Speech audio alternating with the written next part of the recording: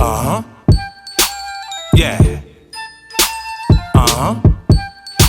I ain't gonna let the people frisk me if I'm dirty, homie. A nigga never touch me, I got that dirty on me. Don't be afraid to venture over the bridge. I'm Thoro, in every borough, my name be ringing. 1, 2, 3, let's go! What's the first single off that project? What's called I Do This is a hit. I Do This. Like, explain that. What is that about exactly? Other than the obvious, we know you do this. It's basically like, you know, if you hear the verses, basically I'm just saying, you know, I was gone for 2 years, and you know what I mean. A lot of people counted me out. You know what I'm saying? And look at me now. You know what I mean? And you know, you must have forgot I do this. Like, you know what I mean? A lot of people could relate to it. They played it at the club yesterday. LaSoup, shouts to Shampoo. Okay, you know what I mean? Shampoo, that's my guy. And they brung that shit back like 15 times, and the whole club was rocking. You know what I mean? So, you know, it's definitely a hit. You know what I mean? Like, I'm a fan of music before I'm a rapper, and you know what I mean? Like, I wouldn't even label that as a hit. I would just say, you know what, I just got a bunch of freestyles on the mixtape. I'm going in bars, but that shit is a hit. It's just, you know what I mean? It's the first single, you know what I mean? But it's a couple songs on there that could be singles as well. But that one right there really is a hit. It's catchy. It's crazy. You know what I mean? So, who are some of the people that supporting your music right now? Because a lot of DJs and powers that be, they don't really support people until they're actually moving already. But basically, people want to help you when you don't need their help. Exactly. You know what I'm saying? It's very rare that you'll find somebody like me. No, I'm fucking with you. No, but you know what I'm saying? It's very rare that people want to be a part of the struggle. They always want to be a part of the outcome or whatever. So with this new record you got that, you know, that you're saying is a hit, are you expanding? Honestly, I just came off a tour, like a 2.5 month tour, promoting, basically letting people know that I'm out and I got a new project coming. But as far as I got another tour coming up, promoting the project that's letting people know it's out and really performing the songs off there. Right. So I plan to make it regional, but for right now, it's just, you know what I mean, I got a couple DJs I fuck with, you know what I mean, DJ Self, people like that, you know what I'm saying?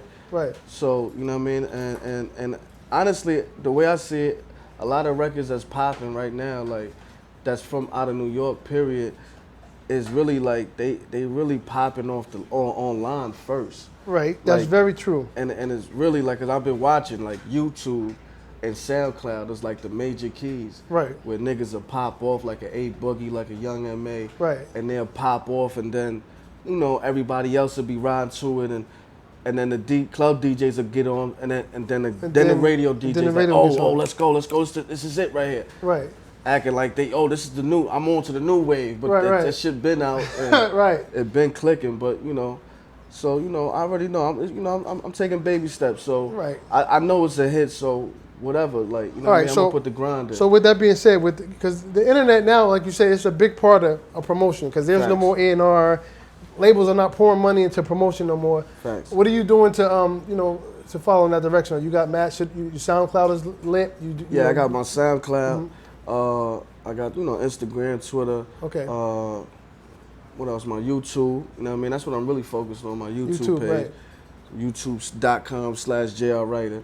And yeah, I got World Star, you know what I'm saying? A couple other sites, you know what I'm saying? This is 50. Right. You know what I mean? So, you know, yeah, basically. Right.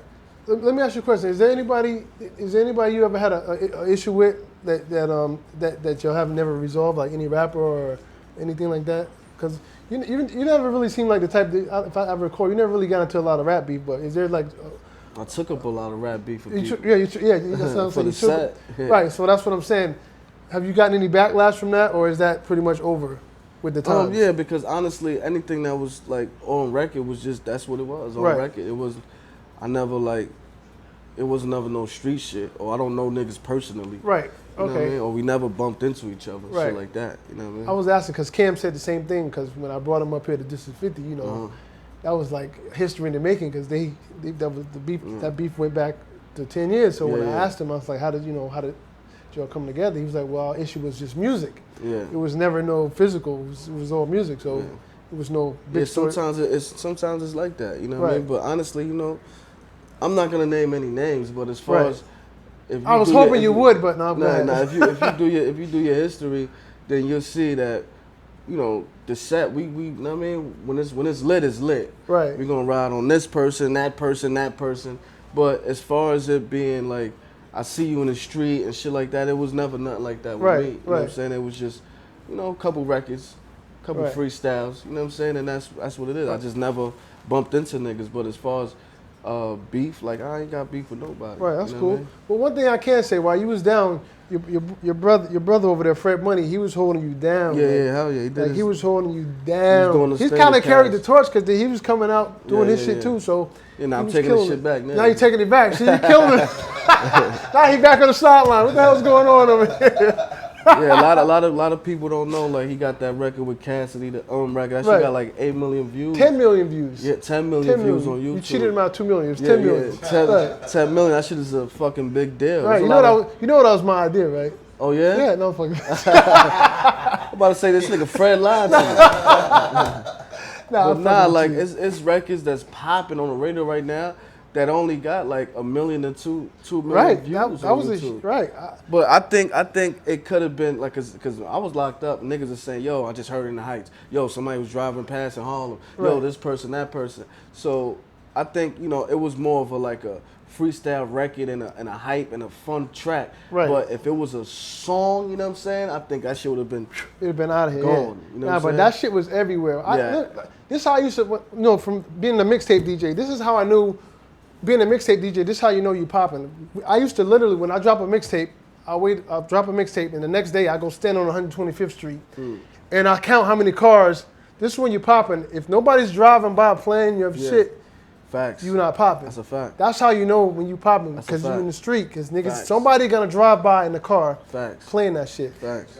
Right. That's how you know if you popping. Yeah. Point in case. Let's take the Young and May song, the Ooh. You can't go nowhere in the city without hearing that song somewhere. Yeah. And Fred don't put me onto that like a long time ago. That's how you can judge too. Yeah. Like, you cannot go nowhere. Stand outside, you're gonna hear that song. Yeah, that's a fact. That's how, you know, that's a good way to gauge shit. Yeah. At least that's how we did it back then. And a lot of the times it'd be kids, like, right. That should be fucking me up. It'd be the kids, like, I'd be like, wow. That I use, like, I play shit for my niggas and females and things like that. You know, they fucking with it, but when the kids like it, I'm like, oh, I got one. I do this. They just like all day, like, you know what I mean, with this new single or whatever. So, you know what I mean? Because I see. Because as far as with the kids, like, they know, to me, I'm not saying they know bars, but they just know what's hot. Like, you know what I mean? They run around saying the Young M.A. record, the A Boogie record, shit like that. You know what I mean? It's shit kind of different now. I want to get your opinion on something. Do you know who Lil Yachty is? You ever heard of Lil Yachty? I heard of him, but I never heard his music. This is an 18-year-old kid from Atlanta or whatever, and he's obviously buzzing, he's doing his thing. But he does what they call now, they're labeling it as mumble rap. Like, he's not really rapping, he's just mumbling harmonies or whatever. And he had an interview, and he was saying that kids, he's saying, what his argument is, kids that are 18 and 19, they don't care about lyrics as long as basically the beat hot and, you know, nobody cares about that shit and whatever.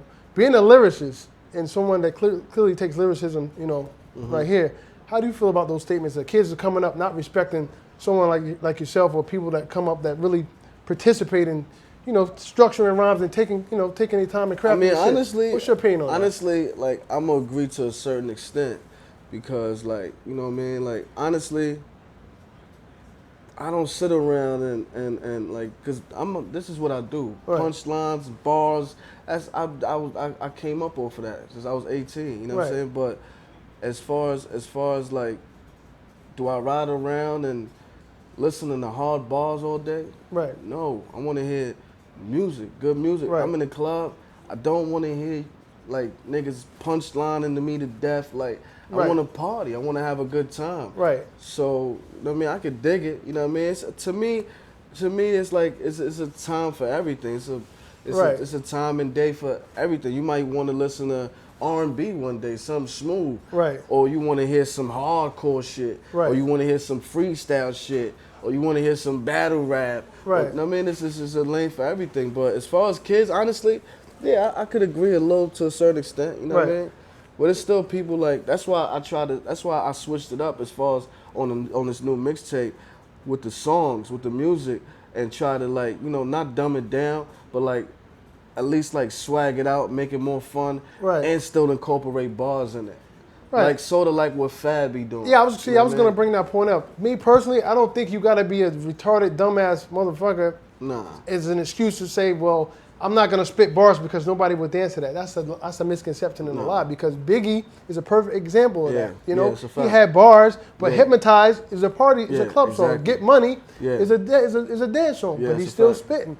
So you can still spit. Yeah, you just gotta mix it up. It's a fine line. So I don't necessarily agree with what he said. You know, maybe that's his personal opinion, but you can have lyrics or certain content or talent, some type of talent, and still entertain people. It's a misconception that if you spit bars, that's not entertaining in the club. I personally don't agree with that. So I just want to get your take on that. As far as spitting bars in the club? Yeah, people think here's the thing. People think it depends on how the song is formatted. Right, that's what I was saying. People think if you're spitting dope bars, then that's not entertainment. That's not clubby. That's not turned up or whatever. Because it's I don't to a certain extent. It depends on how this shit is formatted, because like the Emily song was rocking everywhere, and he was spitting throughout the whole shit. You know what I mean? So you can't really say that. You know even Meek Mill spits. Meek Mill, but his shit is turned the fuck up. Exactly, you know, like I'm a boss. But that's the way he formatted it. The hook, the beat. You know what I mean? He hype. He rhyming and the pattern he's putting it together is like swaggy and it's bouncy and it's fun, but he's still saying something. That's all I'm saying. That's the part I don't agree with. Like you can say something in a turned up pattern and it still be dope or whatever. So on this project, are we getting that from you? Because I know you say you kind of reinventing the musical side of you and everything. Are we getting the club from you, or what are we getting on this? Yeah, you're getting club records, you're getting street records, you're getting freestyles. I'm not gonna. That's what I like doing, so I'm not gonna stop doing that. You know what I mean? You know, but I just mixed it up. I got like I said, I incorporated bars in a different type of songs with different type of concepts. You know what I mean? Right. So yeah. All right. You know, listen. I don't know if you know this or not, man. You're last of a dying breed, man. Like I said, niggas don't spit no more. Niggas is not talking about nothing out here. You know what I'm saying? So on that note, what I did last time I was here at the radio. I saw what you did and I heard what you did. But it's a lot of people, you know, they got glaucoma, they can't see, you know what I'm saying? They deaf, they can't really hear. So I got this segment, it's called fucking On the Spot. What that means is you're on the spot. I need to hear something. A quick 16, something light, man. Just give him a quick jab, man. DJ Thoro, JR Writer, hottest in the street. Thisis50.com. It's funeral, wakes, graveyard, flower time, no studio breaks, straight bars, power grind. Y'all on Ramadan, say that I devour mine. Someone tell Cornetta sin, I came back with them power lines. Chasing Dennis Skrilla, quit playing with a killer. I ain't a dermatologist, you ain't gonna get a filler. You claiming niggas illa, must be from Cincinnati. Well, I triple dare you crawl up in this cage with a gorilla. Right hook. Left hook, I'll give you the best look. Ever think of checking me? I wanna see checkbooks. I don't think you understand. Whenever the chef cook, playing with the Thunder Gang, you better be Westbrook. Trigger finger itchy, 22 to 50s.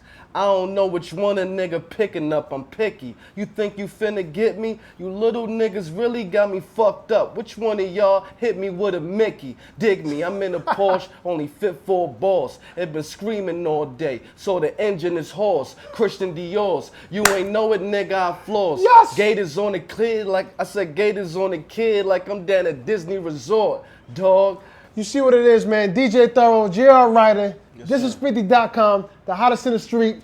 And like always, when you see us, one knee is. I mean, pay respect. You see that Mount Everest right there, right? We out. Those